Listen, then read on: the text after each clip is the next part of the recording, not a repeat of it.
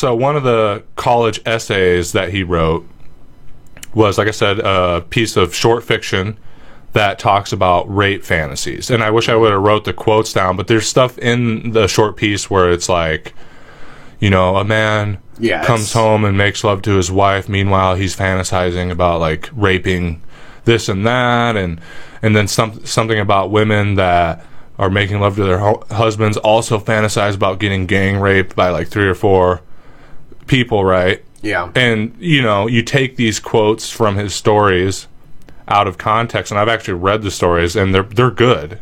And it's like, meanwhile, he's trying to get across points about gender roles and, like, the status quo, like, perception of, like, what a man and a woman should be and how toxic and repressed marriages can be in what was at the time modern stories. Yeah, a while ago, but then I went back and looked at, like, an NPR thing that kind of, like, broke down some of it. So that's, like, what he was trying to get across in this stuff. And, you know, given that the average American is, like, incapable of even distinguishing communism from socialism, I'm not surprised there, but that went great. But I do want to come back to the whole thing with the Bernie smear tactics, because it relates to me a little bit, and we talked about this, Johnny.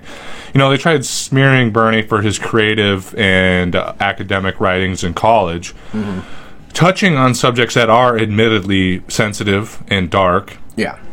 You know, I mean, dude, the fact that he wrote those things shows how much of an intelligent and thinking person he is. And it's like, dude, the best authors and writers in all time had those heavy-hitting pieces like that. And it's funny, they're trying to shit on him and call him a sexist and dark and having all these dark fantasies and shit. It's like, meanwhile, you know, Margaret Atwood, who wrote perhaps the greatest, you know, quote-unquote, feminist novel in modern history, The Handmaid's Tale, she had an essay similar to, like, in the similar vein of what Bernie wrote. You know what it was called? What? Rape Fantasies. Well, that was the title of Margaret Atwood's essay. And it's like, and like you say, they only put out those couple of sentences out of the whole thing that look weird as fuck. Yeah. And then they don't tell you what the entire thing was about. And what the point of it is getting at.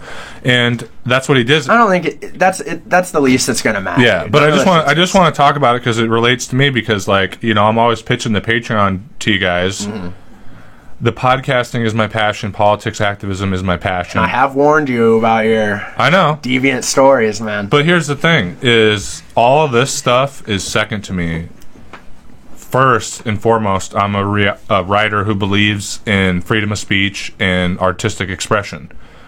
And you know what? If I ever decide to run for office one day, I mean, I don't really feel that's my destiny. I feel like I could be a political communicator and stuff. Like, that's also what I do in my writing is stuff like this that's dark and twisted and fucked up, but it's from the point of view of the characters in the book, and I'm trying to get, or the novelette or the short story that I'm trying to get across. Yeah. Like, I have this one short story called The Locker Room, and it's all from the point of view of, like, a high school age delinquent, and he's extremely misogynistic and just, like, sex-obsessed, crazy teenager. And not only that, he's racist because he's growing up in this Rust Belt community. Yeah.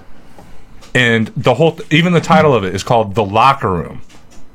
And you know how the whole thing with Donald Trump and locker room talk? That was one of my inspirations for writing it, is, like, this is a caricature of that culture. You know what I mean? But if somebody were to read it, they'd be like, you know, Dylan Daniels said all this stuff and he's clearly a racist and misogynist. It's like, no, the character is. And I'm doing a deep dive from the perspective of that character and how that person thinks. Yeah. Anyway, I just wanted to, that's one of the main reasons why. Clarification, I think. Yeah, and so we can, when they try to take down if I do a political career in the future, we'll just pull this up. But it's just sad to me, man. And it's also part of that woke culture and cancel culture that we talk about.